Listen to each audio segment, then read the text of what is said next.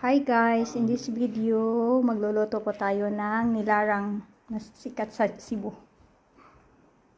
Ito po ang mga ingredients ng nilarang. Ito, kamatis, iba, siling espada, onion, ginger, onion leaves, olive oil, patis, black beans, salt, and fish.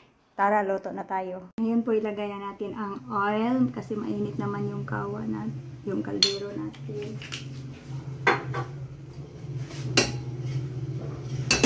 Tapos yung ginger at saka onion. Ihuluhin na natin hanggang mag-green na siya.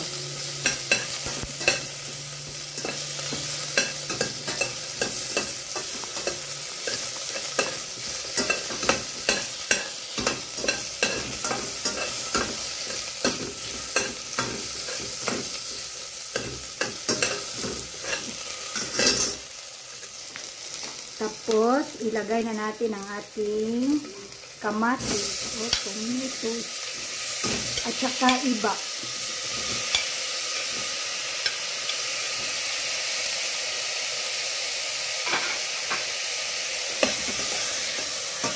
Halo-haloin lang natin.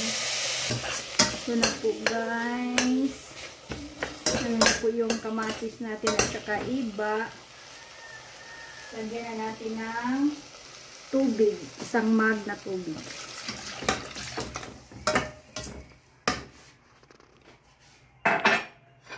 Tapos yung siling espada. At lagyan natin ng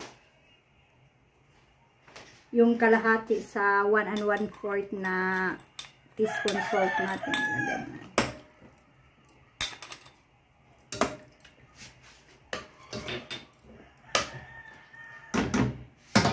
Hintayin lang natin hanggang kumukulo siya. Tapos ilagay natin yung isda.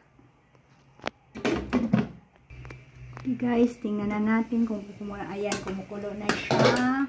At ilagay na natin ang ating isda. Sinulid na isda.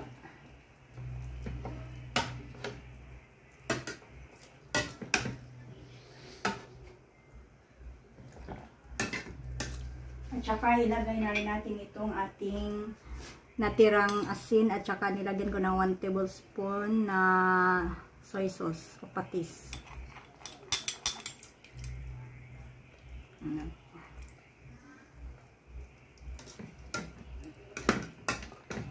Takpan natin, hintayin na natin maluto ang isda. Ito na po, luto na ang ating isda. Ilagay na natin ang ating black beans.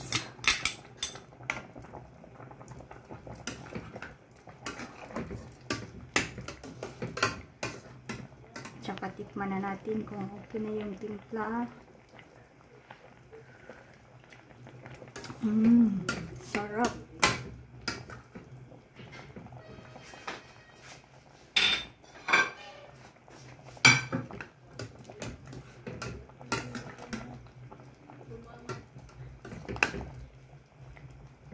Pakuluan na natin ng mga 1 minuto para sa black beans.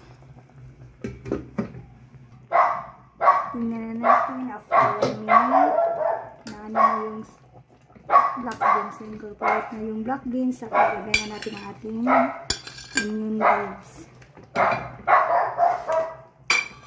Ito na po ang ating nilarang na napakasikat na nilarang sa Cebu.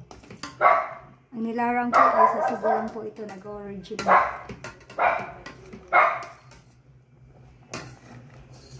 Yan na ang ating fish nilarang. So yummy.